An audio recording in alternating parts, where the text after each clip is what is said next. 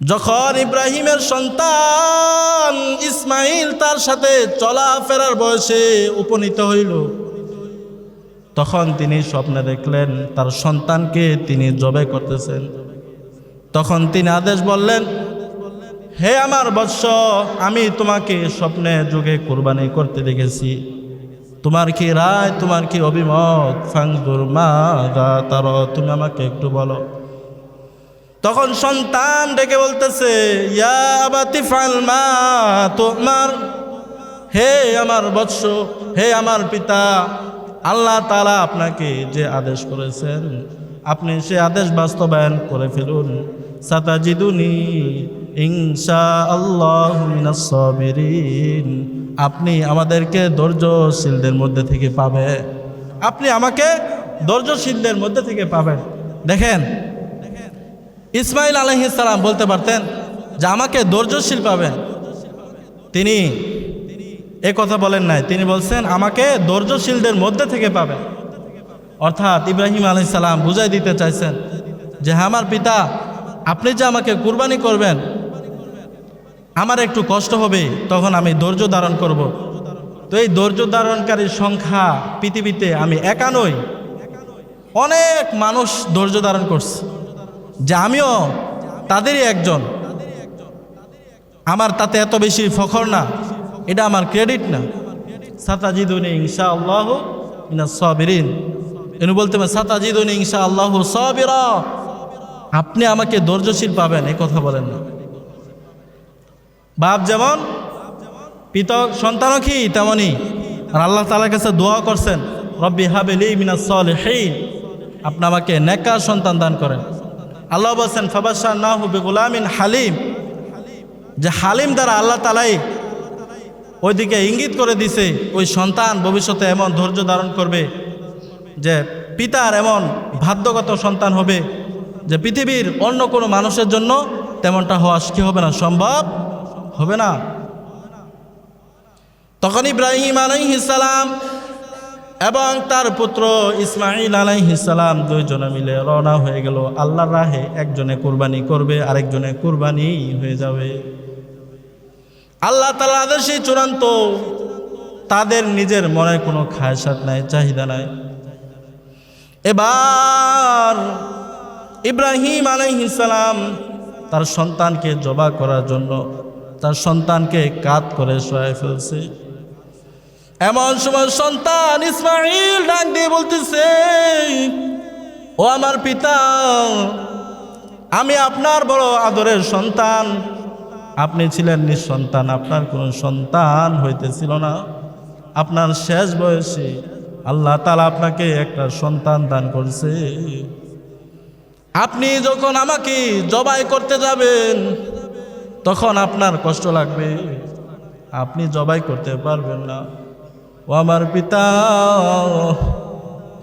আপনি যখন আমাকে জবাই করবেন তখন আমার দুইটা চক্ষু আপনি বেঁধে নেবেন, আর আপনি আমার হাত পা গুলো ভালো করে রশি দিয়া মজবুত করে বেঁধে নিবেন। ও আমার পিতা, কারণ আমি যদি জবাই করার সময় নড়াচড়া করি তখন আপনার কষ্ট হইতে পারে, এজন্য আমার হাত পা গুলো মজবুত ভাবে আপনি বেঁধে নিবেন। আর আপনি ছুরিটাকে ভালো করে দাঁড় দিয়ে নিন, যেন আপনার জবাই করতে তেমন কষ্ট না হয়, আর আমারও প্রাণ বায়ুটা যেন সহজে বের হয়ে যায়, কারণ মৃত্যুর যন্ত্রণা বড়ই কঠিন। ইসমাইল আলাইহিস সালাম যখন তার পিতাকে এই কথা বলল, ইব্রাহিম আলাইহিস সালামের চোখ দিয়া গড়া গড়া পানি পড়তেছে, কারণ পৃথিবীর এমন কোনো বাবা নাই সন্তান যদি তার পিতাকে এমন কথা বলে তার চোখের পানি আর ধরে রাখতে পারবে। এবার তারা ইব্রাহিম আলাইহিস সালামের চোখ দেয়া পানি পড়তেছে, সন্তানকে বেঁধে ফেলছে, সন্তানকে কাত করে শুয়ে ফেলছে ইব্রাহিম আলাইহিস সালাম, কারণ তার প্রভুর আদেশ। এবার ইব্রাহিম আলাইহিস সালাম যখন পুরা দমে ইব্রাহিম ইসমাইল আলাইহিস সালামের গলার মধ্যে ছুরি চালাইতেছে, আল্লাহ তাআলা তো ইব্রাহিম আলাইহিস সালামকে পরীক্ষা করবে। পুত্র সন্তানের কুরবানি তো আল্লাহ তাআলার উদ্দেশ্য না। কারণ আল্লাহ তাআলা যদি ইসমাইল আলাইহিস সালামকে কুরবান করে দিতেন, তাহলে আমাদেরও কলিজার টুকরা সন্তানদেরকে কুরবানি করতে বাধ্য হইতাম আমরা। আর এটা আমাদের জন্য কখনোই সম্ভব ছিল না। সম্ভব ছিল? কখনোই সম্ভব ছিল না, ইম্পসিবল ছিল আমাদের জন্য। তো আল্লাহ তাআলা ইব্রাহিম আলাইহিস সালামকে তো পরীক্ষা করবেন, এজন্য তিনি অনেক জোরে ছুরি চালাতে লাগলেন। এই দৃশ্য যখন আকাশে ফেরেশতারা দেখছে, তখন তারা বলতেছে, বিদ্যার উপর রহম করো, এই যুবকটার প্রাণকে তুমি রক্ষা করো। তখন আল্লাহ রাব্বুল আলামিন আদেশ দিলেন, জিব্রাইল তুমি যাও যাও, জান্নাত থেকে একটা দুম্বা নিয়ে যাও, তাড়াতাড়ি তুমি ইব্রাহিমের ছুরির নিচে রাখো। ছুরির নিচে রাখার সাথে সাথে ওই ছুরিটা সাথে সাথে দুম্বা জবাই হয়ে গেছে। সুবহানাল্লাহ। আজকে জিলহজ মাসের 2 তারিখ শুক্রবার। তো আগামী 10ই জিলহজ আমাদের ইয়াউমুল আজহা অর্থাৎ কুরবানি ঈদের দিন সংগঠিত হবে। তো কুরবানি আল্লাহ তাআলার অনেক দামি একটা ইবাদত। তো এটা হচ্ছে হযরত ইব্রাহিম আলাইহিস সালামের সুন্নাহ। তো কুরবানি এই শব্দটা ফার্সি অথবা উর্দু, এটা আরবি শব্দরূপে ব্যবহৃত হয় না। আরবি শব্দরূপে ব্যবহার হয় কুরবানা, যে কুরবান যার অর্থ হচ্ছে নিকটবর্তী হওয়া, নৈকট্য অর্জন করা। আর কুরবানি শব্দের অর্থ হচ্ছে নৈকট্য। এই কুরবানির প্রতি শব্দ হিসাবে কোরআনের অপর আয়াতের মধ্যে নুসুক শব্দ ব্যবহৃত হয়েছে।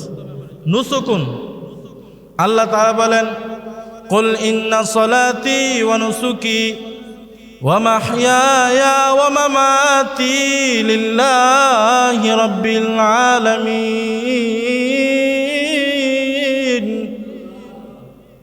কুল ইন্না সলাতি, হে নবী নিশ্চয় আমার নামাজ, ওয়া নুসুকি আমার কুরবানি, ওয়া মামাতি এবং আমার জীবন এবং আমার মৃত্যু, লিল্লাহি রাব্বিল আলামিন একমাত্র আল্লাহ তাআলার জন্য। সুবহানাল্লাহ। যে নুসুক এটা হচ্ছে কোরআনের প্রতিশব্দ। আর কুরবানি ব্যবহৃত হয় না, কুরবান ব্যবহৃত হয়। যেমন আল্লাহ তাআলা বলছেন, ইয কররাবা কুরবানান ফাতুকব্বিলা মিন আহাদিহিমা ওয়া লাম ইউতাকাব্বাল মিনাল আখর। যে আপনি ওই সময়ের কথা স্মরণ করুন যখন তারা দুইজনে কুরবানি পেশ করেছিল, তখন আল্লাহ তাআলা তাদের একজনের কুরবানিকে গ্রহণ করেছেন, অপরজনের কুরবানিকে আল্লাহ তাআলা গ্রহণ করে নাই। তো হাদিসের মধ্যে নুসুক শব্দটিও ব্যবহৃত হয়েছে, আবার উযহিয়াও ব্যবহৃত হয়েছে, আবার যাবহিয়াও ব্যবহৃত হয়েছে। তো এই কুরবানি, এটা কাকে কুরবানি বলে? যে কুরবানির সংজ্ঞা লেখে, ইসমুল হিয়া ইসমুন লিমা ইয়াজবাহু ফি আইয়ামিন নাহরি বিনিয়াতিল কুরবাতি ইলাল্লাহি তাআলা। কুরবানি হচ্ছে নির্দিষ্ট দিনে যে নির্দিষ্ট পশু আল্লাহ তাআলার নৈকট্য অর্জনের নিয়তে জবাই করার নামই হচ্ছে কুরবানি। তো এই কুরবানির ইতিহাস, এটা শুরু হয়েছিল আদি পিতা হযরত আদম আলাইহিস সালামের 2 সন্তানের থেকে, হযরত হাবিল এবং কাবিল থেকে এই কুরবানির সূচনা শুরু হয়। হাবিল এবং কাবিলের মাধ্যমে তারাই সর্বপ্রথম যে দুনিয়ার বুকে সর্বপ্রথম আল্লাহ তাআলার জন্য তারা কুরবানি পেশ করে। তো আল্লাহ তাআলা হাবিল এবং কাবিলের সেই ঘটনা কুরআনুল কারীমের মধ্যে বিশদভাবে বর্ণনা করছেন, এবং আল্লাহ নবী সাল্লাল্লাহু আলাইহি ওয়াসাল্লামকেও সে ঘটনা যথাযথভাবে বর্ণনা করার জন্য আল্লাহ তাআলা নিজে আদেশ দিয়েছেন। তো বর্ণিত আছে, হযরত আদম আলাইহিস সালাম এবং হাওয়া আলাইহিস সালাম যখন দুনিয়াতে আসে, তখন এই দুজনের মাধ্যমে প্রজনন শুরু হয়, বংশ বিস্তার শুরু হয়। আল্লাহ তাআলার নিজাম ছিল আদম আলাইহিস সালামের বংশে 2 জন করে সন্তান দান করতেন। একটা পুত্র সন্তান হইতো আর একটা কন্যা সন্তান হইতো। যেহেতু পৃথিবীতে তখন আর অন্য কোনো মানুষ ছিল না আদম আলাইহিস সালামের সন্তানদের ছাড়া, তখন আল্লাহ তাআলা বিধান দিয়েছিলেন যে যমজ ভাই বোন একসাথে হবে তারা পরস্পরে 2 জনে ভাই বোন বলে গণ্য হবে, সহোদররা বলে গণ্য হবে। এই 2 জনে যারা একসাথে জন্ম হয়েছে তারা একসাথে বিবাহ বন্ধনে আবদ্ধ হতে পারবে না। তবে পূর্ববর্তী যমজের সন্তান পুত্র সন্তান আর পরবর্তী যমজের কন্যা সন্তান তারা সহোদররা বলে গণ্য হবে না, বরং তারা পরস্পরে বিবাহ বন্ধনে আবদ্ধ হতে পারবে। উপস্থিত প্রয়োজনের খাতিরে আল্লাহ তাআলা সে বিধান দিয়েছিল।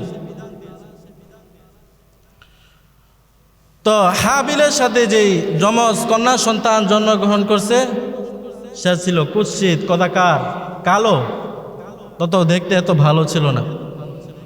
আর কাবিলের সাথে যে কন্যা সন্তান জন্মগ্রহণ করছে সেটা ছিল সুন্দর, পরমা সুন্দরী, ফুটফুটে। তো আল্লাহ তাআলার বিধান, কাবিল তার সাথে যে যমজ বোন আছে সে বিবাহ করতে পারবে না। আল্লাহ তাআলার বিধান অনুযায়ী কাবিলের ভাগ্যে পড়ে ওই কুৎসিত কদাকার ওই মেয়েটা, আর হাবিলের ভাগ্যে পড়ে ওই সুন্দরী রমণী নারীটা। তখন কাবিল বলে, আমি আমার সাথে যে যমজ বোন আছে আমি তাকেই বিবাহ করব। যখন এ আবদার করলো তা আদম আলাইহিস সালামের ধর্ম অনুযায়ী সেটা নিষিদ্ধ। আদম আলাইহিস সালাম তাকে আর সেই সুযোগ দিলেন না। আদম আলাইহিস সালাম তার আবদারকে প্রত্যাখ্যান করলেন। আদম আলাইহিস সালাম তাদের মাঝে এই বিবাদকে মিটিয়ে দেওয়ার জন্য আদম আলাইহিস সালাম তাদেরকে হুকুম দিলেন যে তোমরা পরস্পরে তোমরা 2 জনেই যে আল্লাহ তাআলার রাহে কুরবানি পেশ করো। আল্লাহ তাআলা যার কুরবানি করে গ্রহণ করবে সেই ওই সুন্দরী মেয়েকে বিবাহ করবে। তো হাবিল সে বেড়া, দুম্বা এগুলোর চাষাবাদ, এগুলো চড়াইতো, এগুলো লালন পালন করত। তো তার বেড়ার থেকে উত্তম একটা বেড়া সে আল্লাহর রাহে কুরবানি পেশ করল। আর কাবিল সে কৃষিকাজ করত, সে শস্য এগুলো ফলাইতো। তো সে তার শস্য থেকে পছন্দনীয় শস্য আল্লাহর রাস্তায় কুরবানি পেশ করল। আর আগের জমানায় কুরবানি কবুল হওয়ার নিয়ম ছিল, যার কুরবানি কবুল হবে যে আল্লাহ তাআলা আসমান থেকে একটা আগুন পাঠাইবে, সে আগুন এসে জ্বালিয়ে সে কুরবানিকে বশীভূত করে দিবে। তো নিয়ম অনুযায়ী তারা কুরবানি পেশ করলো।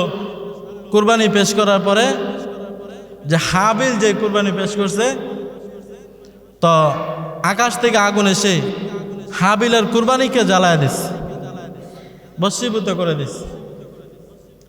যখন হাবিলের কুরবানি গ্রহণযোগ্য হইল, এবার কাবিল আরো রাগান্বিত হয়ে গেল। সে দুঃখে এবং ক্ষোভে নিজেকে আত্মসংবরণ না করতে পেরে সে বলতেছে যে আমার পথের কাঁটা হলো আমার ভাই হাবিল, তার আমি শেষ করে দিব।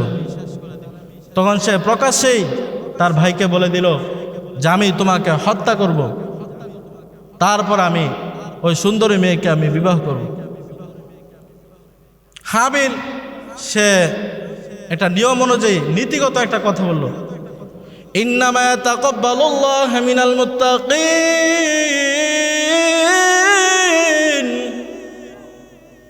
হাবিল বলে দিল আল্লাহ তাআলা তো যারা মুত্তাকি বান্দা তাদের থেকেই কবুল করে, যারা মুত্তাকি তাদের থেকেই তো আল্লাহ তাআলা কি করবে, কুরবানি কবুল করবে। যারা মুত্তাকি না তাদের থেকে তো আল্লাহ তাআলা কুরবানি কবুল করবে না।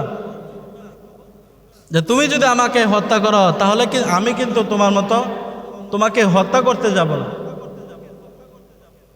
তো আল্লাহ তাআলা ওই হাবিলের কথাটা কোরআনুল কারীমের মধ্যে বলছেন, ইন্নামা তাকাব্বালুল্লাহু মিনাল মুত্তাকিন, যে আল্লাহ তাআলা মুত্তাকি বান্দাদের কুরবানি কি কবুল করেন।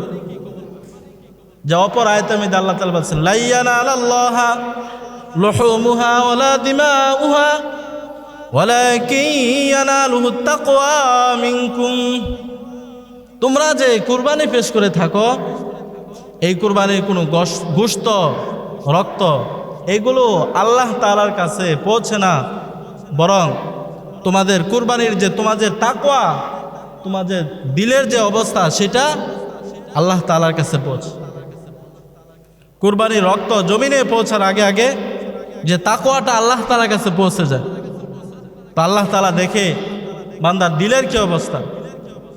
যে কুরবানির মধ্যে বস্তু ওই জানোয়ার এটা বড় উদ্দেশ্য না, যে কুরবানির মধ্যে উদ্দেশ্য হচ্ছে তাকওয়া, সওয়াব অর্জন করা, এটা কি উদ্দেশ্য। তো এই বস্তু কে কেমন কুরবানি দিল সেটা আল্লাহ তাআলা দেখে না, আল্লাহ তাআলা দেখে বান্দার মনের অবস্থা কি। এজন্য কুরবানি একমাত্র আল্লাহ তাআলার জন্য দিতে হবে, যে মানুষকে দেখানোর জন্য না, যে কুরবানি না দিলে যে মানুষ আমাকে কি বলবে এই জন্য কুরবানি দেওয়া যাবে না, বরং কুরবানি দিতে হলে যে আল্লাহ তাআলার জন্যই কুরবানি দিতে হবে। তাহলে আপনি যেই ধরনের কুরবানি পেশ করেন সেটা আল্লাহ তাআলা কি করবে, গ্রহণ করবে। তো হাবিল কাবিলের এই ঘটনাটা কুরআনুল কারীমের মধ্যে আল্লাহ তাআলা বলছেন ওয়াতলু আলাইহিম নাবা বানি আদম বিল হক ইয করবা কুরবানান ফাতুকব্বিলা মিন আহাদিহিমা ওয়া লাম ইউতাকাব্বাল মিনাল আখার। আল্লাহ তাআলা বলতেছে ওয়াতলু আলাইহিম নাবা বানি আদম বিল হক, হে নবী আপনি আদম আলাইহিস সালামের দুই পুত্রের ঘটনা বিস্তারিতভাবে বর্ণনা করুন, যথাযথভাবে বর্ণনা করুন। ইয করবা কুরবানান ফাতুকব্বিলা মিন আহাদিহিমা ওয়া লাম ইউতাকাব্বাল মিনাল আখার। যখন তারা দুইজনেই কুরবানি পেশ করেছিল তখন আল্লাহ তাআলা তাদের দুইজনের একজনের কুরবানিকে আল্লাহ তাআলা গ্রহণ করলেন, অপরজনের কুরবানি গৃহীত হয় নাই। ক্বালা লা ক্বাতুলান্নাক, তখন সে বলল আমি তোমাকে হত্যা করব। ক্বালা ইন্নামা ইয়াতাকাব্বালুল্লাহু মিনাল মুত্তাকিন। তখন তার ভাই ডাক দিয়ে বলল ভাই আল্লাহ তাআলা কিন্তু যারা মুত্তাকি, যাদের ভিতরে ভয় আছে, আল্লাহ তাআলা তাদের কুরবানি কবুল করে থাকে। লা ইন বাসাতা ইলাইয়া ইয়াদাকা লিআকতুলাক লিতাকতুলানি মা আনা বিবাসিতি ইয়াদিয়া ইলাইকা লিআকতুলাক। হে আমার ভাই, তুমি যদি আমাকে হত্যা করার জন্য আমার দিকে হাত প্রসারিত করো, আমি কিন্তু তোমার দিকে হত্যা করার জন্য, তোমাকে হত্যা করার জন্য আমি তোমার দিকে হাত প্রসারিত করব না। ইন্নী উরিদু আন তাবুআ বিইসমি ওয়া ইসমিকা ফাতাকুনা মিন আসহাবিন নার। আমি চাই আমার গুনাহ এবং তোমার গুনাহ তুমি সব তোমার কাঁধে বহন করো আর তুমি জাহান্নামী হয়ে যাও। ওয়াযালিকা জাযাউয যালিমিন, আর এটাই জালেমদের প্রতিদান, জালেমদের শাস্তি। ফাতাওয়াত লাহু নাফসুহু কতলা আখিহি ফাকাতালাহু ফাসবাহা মিনাল খাসিরিন। আল্লাহ তাআলা বললেন তারপরে তার নফস তাকে পরিচিত করলো তার ভাইকে হত্যা করার জন্য। ফাকাতালাহু, আর সে তার ভাইকে হত্যা করে ফেলল। তারপরে সে ক্ষতিগ্রস্ত বান্দাদের অন্তর্ভুক্ত হয়ে গেল। তখন সে তার ভাইকে হত্যা করল। যে কাবিল হাবিলকে নিয়ে গেল এক জঙ্গলে, নিয়ে দুই ভাইয়ের মধ্যে তখন সে ঘোষণা দিল আমি তোমাকে কি করব, হত্যা করব। তখন সে এইসব কিছু বলছে ভাই যে আল্লাহকে ভয় করো, আল্লাহকে যদি ভয় করো আল্লাহ তোমার কুরবানি কবুল করবে, আল্লাহ তাআলারই তো বিধান, কেন তুমি গ্রহণ করবে না? তোমার ভাগ্যে তো ওইটা পড়ে নাই, তবে তুমি যদি আমাকে হত্যা করো আমি কিন্তু তোমাকে হত্যা করব না। তারপরে সে ভাইয়ের কথা মানল না, সে মনে করলো যে আমার বিবাহের পথের কাটা হচ্ছে আমার ভাই, তখন সে তাকে হত্যা করল। এবার হাবিলকে হত্যা করার পরে কাবিল সে তার ভাইকে কাঁধে নিয়া করতেছে, কারণ কাবিল জানে না মানুষকে হত্যা করলে কি করতে হয়, কারণ ইতিপূর্বে এমন কোনো হত্যার ঘটনা ঘটে নাই, এমন কোনো হত্যার ঘটনা ঘটে নাই। সে তার ভাইকে কি করবে বুঝতেছে না, তার ভাইকে কাঁধে নিয়ে ঘুরতেছে। তো আল্লাহ তাআলা দুইটা কাক পাঠাইছে, দুইটা কাক এসে পরস্পরে ঝগড়া লাগছে, ঝগড়া লাগার পরে একটা আরেকটাকে মেরে ফেলছে। মারার পরে ওই কাবিলকে শিক্ষা দিচ্ছে সে তার ভাইকে কি করবে। সে পা দিয়ে খনন করে জমিনের মধ্যে গর্ত করতেছে, গর্ত করে ওই গর্তের ভিতরে ওই কাকটাকে রেখে দিচ্ছে। তো কাবিল যখন এটা দেখলো তখন তো সে বলতেছে, ইয়া ওয়ালাইতা আজাজতু আন আকুনা মিসলা হাযাল গুরাব, হায় আফসোস যে আমি তো এই কাকের মতো হইতে আমি অক্ষম হয়ে গেছি। যে একটা কাকও বুঝে যে আরেকজনকে মাইরা ফেললে কি করতে হয়, জমিনের ভিতরে খাদাইতে হয়, যে আমি আমার ভাইকে হত্যা করলাম, আমার এতটুকু চেঞ্জও নাই যে তাকে কি করতে হবে, জমিনের ভিতরে খাদাইতে হবে। তারপরে সে তার ভাইকে জমিনের ভিতরে গর্ত করে এইভাবে রেখে দিল। ফাসবাহা মিনান নাদিমিন। মানুষ যখন গুনাহ করে তখন গুনাহ করার সময় কিন্তু খুবই মজা লাগে, ইন্টারেস্ট লাগে। যখন গুনাহটা করে ফেলে তখন তো শয়তান চলে যায়, তখন সে আফসোস করে বলে যে হ্যাঁ আমি কি করলাম, আমি তো গুনাহ করে ফেললাম। তো এই কাবিলও তার ভাই হাবিলকে হত্যা করে ফাসবাহা মিনান নাদিমিন, সে অনেক অনুতপ্ত হইল, আহারে আমার ভাইকে আমি হত্যা করে ফেললাম। এই জন্য কাল কিয়ামতের ময়দানেও মানুষকে যখন আল্লাহ তাআলা আদালতে দাঁড় করানো হবে তখন তারা শয়তানের বিরুদ্ধে অভিযোগ দিবে আর বলবে যে আল্লাহ এই শয়তানের কারণে তো আমরা গুনাহ করছি। তখন ওই দিন শয়তান কিন্তু স্পষ্ট ভাষায় বলে দিবে, ফালা তালুমুনি ওয়ালুমু আনফুসাকুম, কিয়ামতের ময়দানে যে তোমরা আমাকে দোষারোপ করো না, ওয়ালুমু আনফুসাকুম, বরং তোমরা তোমাদের নিজেদেরকেই দোষারোপ করো, যে আমি তোমাদেরকে ঘাড় ধরে গুনাহ করতে বাধ্য করি নাই, আমি শুধু তোমাদেরকে একটু ডাকছিলাম, আমি শুধু তোমাদেরকে একটু রাস্তা দেখাছিলাম, তোমরা নিজেরাই কি করছো, গুনাহ করছো। তো গুনাহ করার পরে শয়তান কিন্তু সুন্দর করে চলে যায়, তারপরে সে আফসোস করতে থাকে। তো এই আয়াতের শুরুতে আল্লাহ তাআলা যে কথাটা বলছেন, ওয়াতলু আলাইহিম নাবা আবনাই আদম বিল হক, যে আপনি আদম আলাইহিস সালামের দুই পুত্রের ঘটনা যথাযথভাবে বর্ণনা করুন। এখানে আল্লাহ তাআলা যে আল্লাহ নবীকে আদেশ করছেন যথাযথভাবে যে বর্ণনা করতে, তার মানে কি আল্লাহ নবী কমিয়ে বা বাড়িয়ে বলতেন? কখনোই না। আল্লাহ নবী কখনো এ ঘটনাকে কমিয়ে বা বাড়িয়ে তিনি বলতেন না, বরং আল্লাহ নবীকে আদেশ করার মাধ্যমে আল্লাহ তাআলা এই উম্মতকে একটা শিক্ষা দিয়েছেন যে তোমরা যখনই ইতিহাস বর্ণনা করবে তখন খুব সতর্কতা অবলম্বন করবে, সতর্কতার সাথে খুব সাবধানের সাথে তোমরা ইতিহাস বর্ণনা করবে, যেন ইতিহাসের মধ্যে কোনো অতিরিক্ত না হয়, কোনো পরিবর্তন না হয়ে যায়। যেমন আমাদের দেশে রাজনীতিবিদরা করে থাকে, যখন এই যে দল ক্ষমতায় আসে তখন তারা পাঠ্যপুস্তকের মধ্যে সংস্কার করা শুরু করে দেয়। তারা বলে যে আমরা সঠিক ইতিহাস মানুষকে শিক্ষা দিতে চাই, তাই এই স্লোগান দিয়ে তারা পাঠ্যপুস্তকের মধ্যে কি করে, পরিবর্তন করে।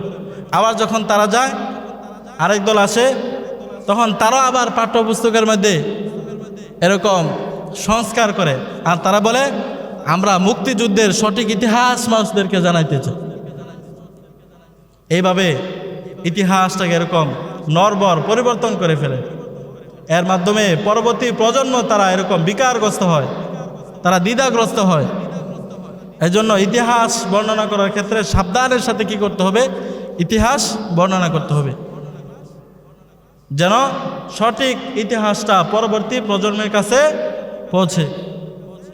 তো কুরবানির সূচনা এবং শুরু হয়েছিল হাবিল এবং কাবিল দিয়া। কিন্তু আমরা যে কুরবানি করি, এই কুরবানির সম্পর্ক হাবিল এবং কাবিলের সাথে না, বরং এই কুরবানির সম্পর্ক হচ্ছে হযরত ইব্রাহিম আলাইহিস সালামের সাথে। যে ইব্রাহিম আলাইহিস সালামের যে ঘটনা, যে স্মরণীয় ঘটনা, এটা পৃথিবীর মাঝে এক বিরল ঘটনা। ইব্রাহিম আলাইহিস সালাম থেকে আল্লাহ তাআলা বহু পরীক্ষা নিয়েছে, সমস্ত পরীক্ষায় ইব্রাহিম আলাইহিস সালাম উত্তীর্ণ হয়েছে।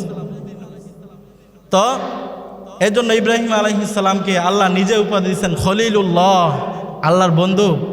খলিল মানে হচ্ছে এমন বন্ধু যে সর্বদাই আল্লাহ তাআলাকে ভালোবাসতে থাকে। অনেক পরীক্ষা নিয়েছে ইব্রাহিম আলাইহিস সালাম থেকে, সমস্ত পরীক্ষা তিনি 100 থেকে 100 নাম্বারই পাইছে।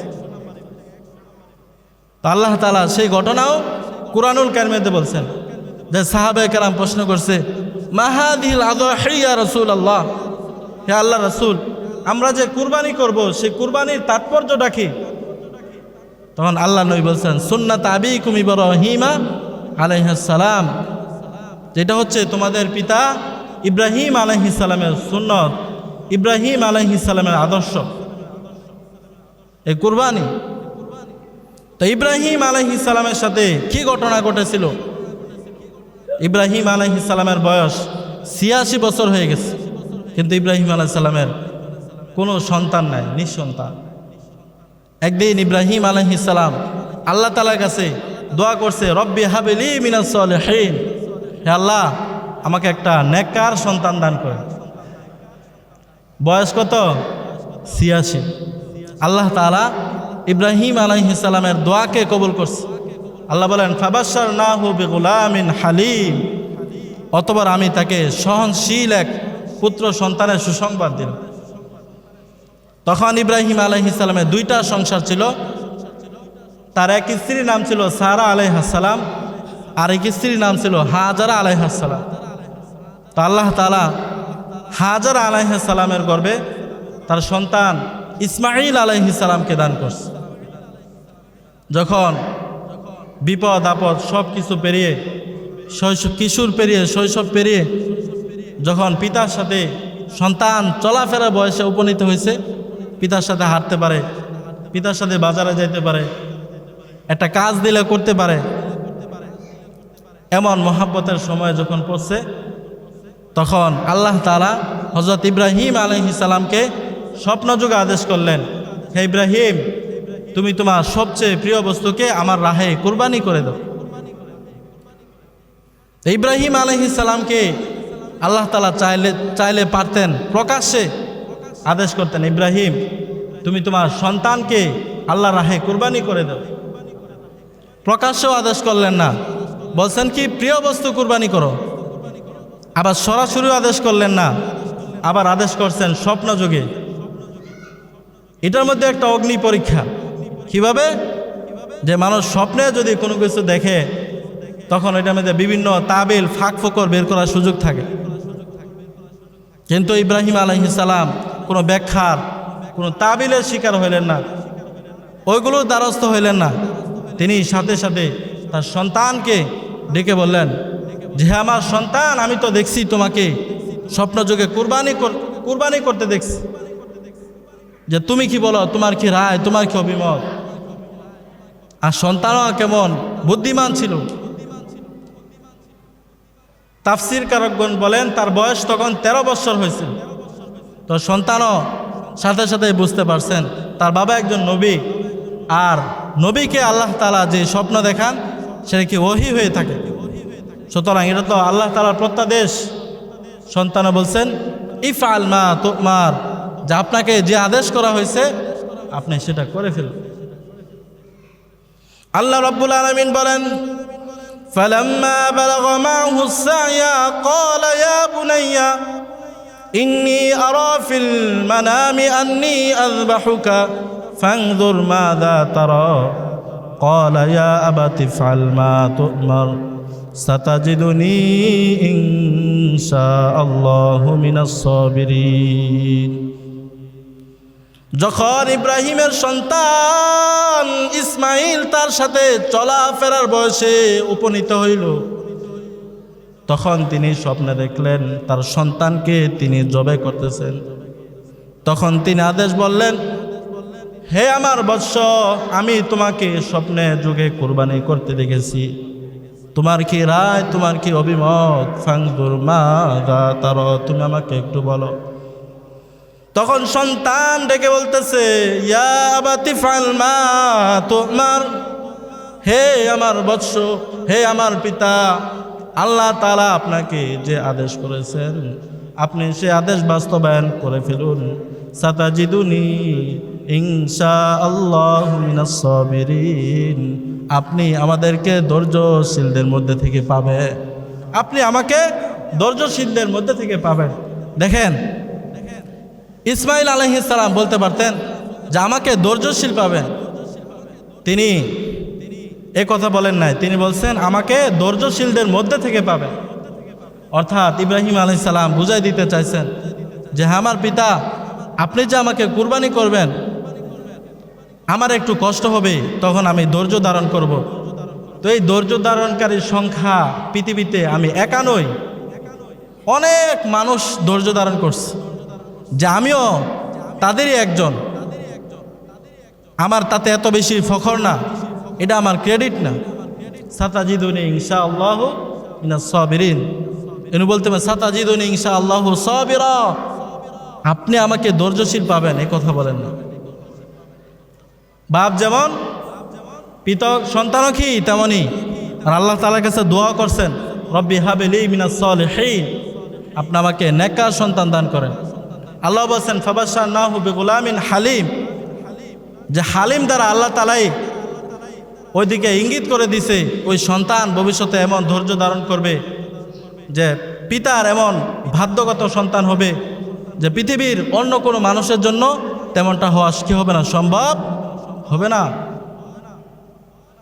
তখন ইব্রাহিম আলাইহিস সালাম এবং তার পুত্র ইসমাইল আলাইহিস সালাম দুইজনে মিলে রওনা হয়ে গেল আল্লাহর রাহে। একজনে কুরবানি করবে, আরেকজনে কুরবানি হয়ে যাবে।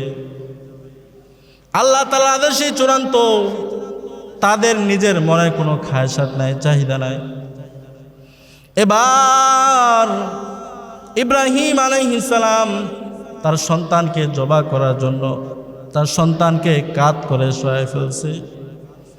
এমন সময় সন্তান ইসমাইল ডাক দিয়ে বলতেছে, ও আমার পিতা, আমি আপনার বড় আদরের সন্তান, আপনি ছিলেন নিঃসন্তান, আপনার কোনো সন্তান হইতেছিল না।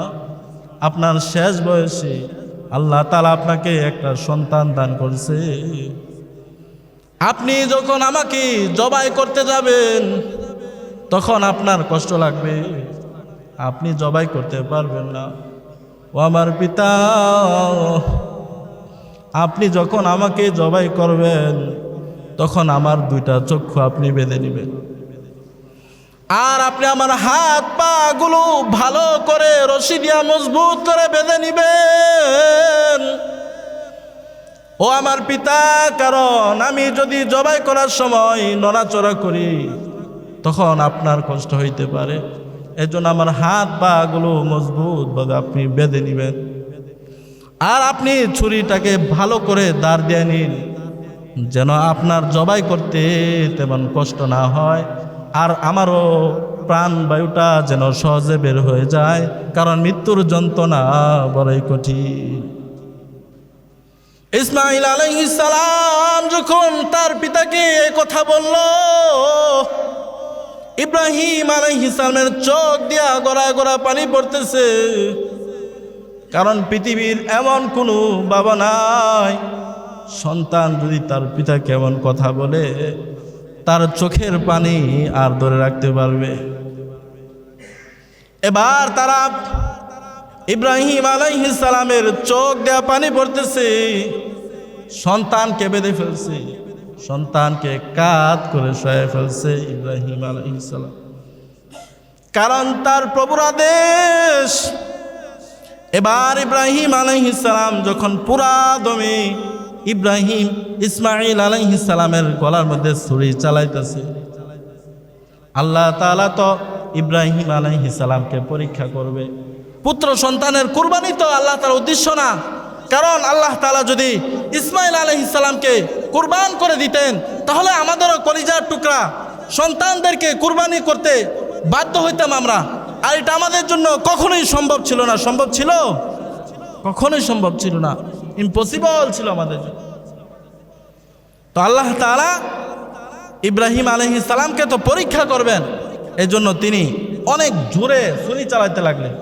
এই দৃশ্য যখন আকাশে ফেরেশতারা দেখছে, তখন তারা বলতেছে, বিদ্যার উপর রহম করো, এই যুবকটার প্রাণকে তুমি রক্ষা করো।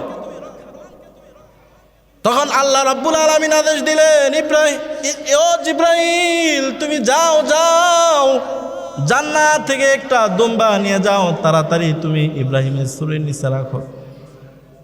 ছুরির নিচে রাখার সাথে সাথে ওই ছুরিটা সাথে সাথে দুম্বা জবাই হয়ে গেছে। সুবহানাল্লাহ। আল্লাহ তাআলা বলেন, ওয়ানাদাইনাহু আইয়া ইব্রাহিম কদ সাদ্দাকাতা রুইয়া, যে আমি ইব্রাহিমকে ইব্রাহিম বলে ডাক দিলাম, যে হে ইব্রাহিম তুমি তো তোমার স্বপ্নকে তুমি বাস্তবে পরিণত করেছো। এটা ছিল তোমার জন্য সুস্পষ্ট একটা পরীক্ষা। ওয়াকাযালিকা নাজিজিল মুহসিনিন, আর আমি সৎকর্মশীলদের প্রতিদান এভাবেই দিয়ে থাকি। ওয়াফাদাইনাহু বিযিবহিন আযীম, আর আমি তাকে যে এর পরিবর্তে মহা এক কুরবানি দান করছিলাম। তো আমাদের যে আমরা যে কুরবানি করি সেটা হচ্ছে ইব্রাহিম আলাইহিস সালামের সেই সুন্নত, সে আদর্শ। আমাদের কুরবানির সম্পর্ক হচ্ছে ইব্রাহিম আলাইহিস সালামের কুরবানির সাথে। যেন ইব্রাহিম আলাইহিস সালাম যে আল্লাহর রাহে এত বড় মহাব্বত প্রদর্শন করছেন, আল্লাহ তাআলার সাথে এত বড় মহাব্বত প্রদর্শন করছেন, যে ইব্রাহিম আলাইহিস সালামের সুন্নতটা যেন কিয়ামত পর্যন্ত জারি থাকে। এই জন্য আল্লাহ তাআলা আমাদেরকে আদেশ দিচ্ছেন যে তোমরা কি করো, কুরবানি করো। আমাদের জন্য কুরবানিটা ওয়াজিব করে দিছে।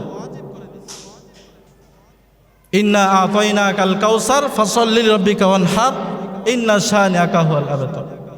হে নবী, আপনাকে আমি কাউসার দান করছি, ফাসাল্লি লিরাব্বিকা ওয়ানহার, যে আপনি আপনার প্রভুর জন্য নামাজ আদায় করুন এবং কুরবানি করুন। এখানে নামাজ হচ্ছে ঈদের নামাজ, কুরবানি ঈদের নামাজ। তো সকল মুফাসসিরিনে কেরাম বলেন এখানে যে আদেশ আল আমরু লিল উজুব, সেটা ওয়াজিবের জন্য। ঈদের নামাজ সকলে বলেন ওয়াজিব।